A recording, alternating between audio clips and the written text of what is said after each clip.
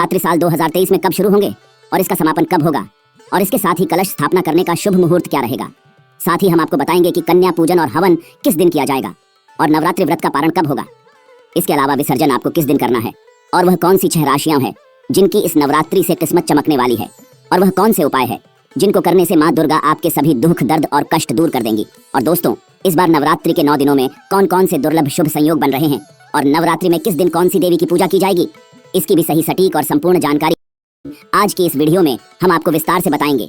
इसलिए वीडियो को आखिर तक जरूर देखें। और दोस्तों, अगर आप भी अपने जीवन में माता रानी की कृपा पाना चाहते हैं तो वीडियो को लाइक करें और कमेंट बॉक्स में जय माता दी लिखना ना भूलें। दोस्तों, 15 अक्टूबर को पड़ने वाली नवरात्रि को शारदीय नवरात्रि कहा जाता है। दोस्तों, साल में कुल 4 नवरात्रि आते हैं, 2 गुप्त नवरात्रि और 2 प्रत्यक्ष नवरात्रि, जिनमें से चैत्र और आश्विन माह में पड़ने वाली नवरात्रि को सभी लोग जानते हैं और गुप्त नवरात्रि के महीने माघ और आषाढ़ महीने में आती है। दोस्तों, इस शारदीय नवरात्रि का हिंदू धर्म में बहुत अधिक महत्व है। इसमें नवरात्रि के 9 दिनों में माँ दुर्गा के 9 स्वरूपों की पूजा की जाती है। नवरात्रि के पहले दिन घट स्थापना करके 9 दिनों तक माँ की विधिवत पूजा अर्चना की जाती है।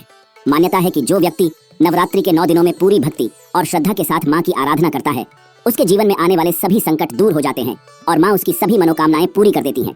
दोस्तों, शारदीय नवरात्रि की शुरुआत अश्विन माह के शुक्ल पक्ष की प्रतिपदा तिथि से हो जाती है, जो कि अश्विन माह के शुक्ल पक्ष की 9वीं तिथि पर समाप्त होते हैं। और इस बार शारदीय नवरात्रि की शुरुआत 15 अक्टूबर दिन 2023 दिन रविवार से हो रहे हैं और शारदीय नवरात्रि की समाप्ति 23 अक्टूबर 2023 दिन सोमवार को होगी। दोस्तों, इस बार नवरात्रि में किसी भी तिथि का क्षय नहीं हो रहा है। इस बार पूरे 9 नवरात्रि पड़ रहे हैं, तो जो लोग पूरे 9 नवरात्रि का व्रत करना चाहते हैं तो वह 15 अक्टूबर से लेकर 23 अक्टूबर तक व्रत रखेंगे, और जो लोग सिर्फ पहला और आखिरी व्रत रखते हैं तो वह अपना पहला व्रत 15 अक्टूबर को रखेंगे और आखिरी नवरात्रि अष्टमी के दिन यानी 22 अक्टूबर को रखेंगे। दोस्तों, नवरात्रि के प्रारंभ में ही घट स्थापना यानी कलश स्थापना की जाती है। कलश स्थापना करने से घर में सकारात्मकता का वास होता है और घर में खुशहाली आती है। घट स्थापना के बाद ही 9 दिनों तक अखंड ज्योति जलाई जाती है और ध्वजारोहण भी किया जाता है।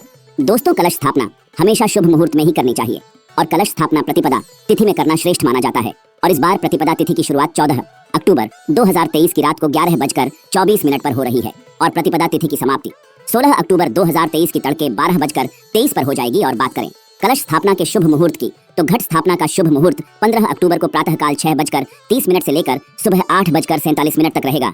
और इसके अलावा आप अभिजीत मुहूर्त में भी कलश स्थापना कर सकते हैं और अभिजीत मुहूर्त सुबह 11:44 से लेकर दोपहर 12:30 तक रहेगा। इस शुभ मुहूर्त की कुल अवधि 46 मिनट की रहेगी। दोस्तों, अब हम बात करेंगे नवरात्रि के 9 दिनों में किस दिन कौन सी देवी की पूजा की जाएगी और आपको कन्या पूजन, हवन और व्रत का पारण, विसर्जन किस दिन करना चाहिए। तो आपको बता दें कि 15 अक्टूबर 2023 दिन रविवार को प्रतिपदा तिथि रहेगी।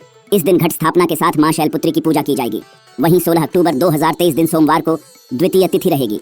इस दिन मां ब्रह्मचारिणी की विधिवत पूजा अर्चना करें। और 17 अक्टूबर 2023 दिन मंगलवार को तृतीया तिथि रहेगी। इस दिन मां चंद्रघंटा की पूजा अर्चना की जाएगी। वहीं 18 अक्टूबर 2023 दिन बुधवार को चतुर्थी तिथि रहेगी। इस दिन मां कुष्मांडा की पूजा अर्चना करें। 19 अक्टूबर 2023 दिन गुरुवार को पंचमी तिथि रहेगी। इस दिन मां स्कंद माता की पूजा अर्चना करें। 20 अक्टूबर 2023 दिन शुक्रवार को षष्ठी तिथि रहेगी। इस दिन मां कात्यायनी की पूजा करें। 21 अक्टूबर 2023 दिन शनिवार को महाकाल रात्रि की पूजा की जाएगी। वहीं 22 अक्टूबर 2023 दिन रविवार को अष्टमी तिथि रहेगी। इसी दिन दुर्गा अष्टमी का पर्व मनाया जाएगा और इस दिन मां महागौरी की पूजा की जाएगी। तो वहीं 23 अक्टूबर 2023 दिन सोमवार को नवमी तिथि रहेगी। इस दिन मां सिद्धिदात्री की पूजा के साथ हवन और कन्या पूजन का आयोजन भी किया जाएगा। दोस्तों, कुछ लोग अष्टमी तिथि को भी हवन और कन्या पूजन का आयोजन कर लेते हैं। वैसे नवमी तिथि में हवन और कन्या पूजन का आयोजन करना श्रेष्ठ माना जाता है। इसके बाद 24 अक्टूबर 2023 दिन मंगलवार को दशमी तिथि है। इसी दिन नवरात्रि व्रत का पारण और दुर्गा विसर्जन के साथ साथ विजयदशमी का यानी दशहरे का पर्व भी मनाया जाएगा। दोस्तों, इस बार नवरात्रि में मां दुर्गा का आगमन सिंह पर नहीं बल्कि हाथी पर सवार होकर आ रही है और इस बार सर्दी नवरात्रि में मां दुर्गा के प्रस्थान की सवारी मुर्गा रहेगी। चलिए अब जानते हैं कि नवरात्रि के 9 दिनों में किस दिन कौन कौन से शुभ और दुर्लभ संयोग बन रहे हैं। दोस्तों, इस बार नवरात्रि में कई सर्वार्थ सिद्धि योग बन रहे हैं। 15 अक्टूबर को वेदयति योग बन रहा है। 16 अक्टूबर को विश्वकर्म योग, लक्ष्मी योग और बुध आदित्य योग बन रहा है। 17 अक्टूबर को लक्ष्मी योग, बुध आदित्य योग और प्रीति योग बनेगा। वहीं 18 अक्टूबर को आयुष्मान योग, सर्वार्थ सिद्धि योग और पराक्रम योग बनेगा। इसके बाद 19 अक्टूबर को सौभाग्य योग, पराक्रम योग और बुध आदित्य योग बनेगा। 20 अक्टूबर को शोभन योग, रवि योग और पराक्रम योग बनेगा।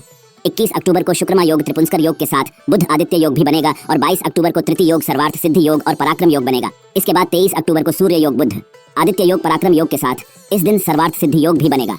दोस्तों, इस बार की नवरात्रि बेहद ही खास होने जा रही है। इस बार की गई पूजा अर्चना आपको कई गुना फल प्रदान करेगी। दोस्तों, नवरात्रि के प्रथम दिन कलश स्थापना जरूर करें। नवरात्रि के प्रथम दिन यानी प्रतिपदा तिथि में आप प्रातःकाल सुबह जल्दी उठकर मंदिर की साफ सफाई करें उसके बाद गणेश जी का ध्यान करें और कलश की स्थापना करें। कलश की स्थापना के लिए आप मिट्टी के पात्र में मिट्टी डालें और उसमें जौ के बीज बोए।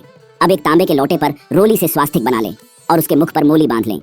अब इस लोटे पर पानी भर लें और कुछ बूंदे गंगा जल की मिला लें। अब इसमें आप हल्दी की गांठ, सुपारी, इत्र, अक्षत आदि ढालें और आम के 5 पत्ते लगाएं। इसके ऊपर नारियल को लाल कपड़े में लपेटकर उसे मौली से बांधकर उसे स्थापित कर दें। अब इस कलश को मिट्टी के पात्र के ठीक बीचों बीच में रख दें जिसमें आपने जौ बोए हैं। दोस्तों, कलश स्थापना के साथ ही नवरात्रि के 9 दिन के व्रत का संकल्प लिया जाता है। और अगर आप अखंड ज्योति जलाना चाहते हैं तो अखंड ज्योति की भी स्थापना करें। साथ में माता की चौकी लगाएं। आप एक लकड़ी की चौकी पर लाल रंग का वस्त्र बिछाकर माँ की मूर्ति या फोटो स्थापित करें। माँ का श्रृंगार भी करें। फिर माँ दुर्गा की 9 दिनों तक विधिवत पूजा अर्चना करें। उन्हें सुबह शाम भोग लगे और माँ की आरती भी 9 दिन सुबह शाम जरूर करें। फिर अष्टमी या नवमी में हवन और कन्या पूजन का आयोजन करें। इसके बाद विधिवत नवरात्रि व्रत का पारण करें। बाद में विसर्जन भी करें। तो दोस्तों, आइए अब जानते हैं वह कौन सी राशियां हैं जिनकी किस्मत इस नवरात्रि से चमकने वाली है। तो इस नवरात्रि पर लाभान्वित होने वाली पहली खुशकिस्मत राशि है मेष राशि। मेष वालों के लिए अचानक से धन लाभ के योग इस शुभ अवसर पर बन रहे हैं। किसी खास व्यक्ति से मुलाकात होने पर आपको लाभ होगा। पुरानी चली आ रही समस्याओं से इस समय छुटकारा मिलेगा। नौकरी पेशा जातकों को नौकरी में अच्छे परिणाम की प्राप्ति होगी जिससे आपका रुतबा बढ़ेगा। पहले सोचे हुए कार्य बन सकेंगे। अटके हुए कार्य पूर्णता की ओर चल पड़ेंगे। कार्य क्षेत्र और व्यापार में भाग्य का साथ मिलेगा। नई जिम्मेदारियां मिल सकती हैं। जबरदस्त धन प्राप्ति के योग हैं। लखपति करोड़पति बनना आपका भाग्य में लिखा है। लेकिन आमदनी बढ़ेगी तो खर्चे में भी अधिकता हो सकती है, तो खर्चे पर नियंत्रण रखें। महत्वपूर्ण मामलों में किसी निर्णय तक पहुंचने से पहले किसी अनुभवी से सलाह मशवरा ले लें। व्यापार में अभूतपूर्व लाभ मिलने के संकेत है। इसमें मित्रों और रिश्तेदारों का सहयोग मिलेगा। मेष राशि के स्वामी मंगल हैं, इसलिए इस राशि के लोगों को कन्या पूजन करते समय लाल रंग के वस्त्र धारण करने चाहिए। कन्या पूजन में कन्याओं के पैरों में लाल आलता लगाकर उन्हें माथे पर रोली का टीका लगाएं और उपहार में उन्हें पढ़ाई से संबंधित चीजें भेंट करें। अगर आप कन्याओं को लाल रंग की चीजें देंगे तो आपके लिए अत्यंत लाभप्रद हो सकता है। इस पर्व पर लाल रंग के फूल माँ दुर्गा पर चढ़ाएं। इनमें गुड़हल, गुलाब, लाल कमल अथवा किसी भी तरह के लाल फूलों से पूजा करके माँ भगवती को प्रसन्न कर राशि स्वामी मंगल को प्रसन्न किया जा सकता है। साथ ही दुर्गा सप्तशती का पाठ अवश्य करें। आपको धनवान होने से कोई नहीं रोक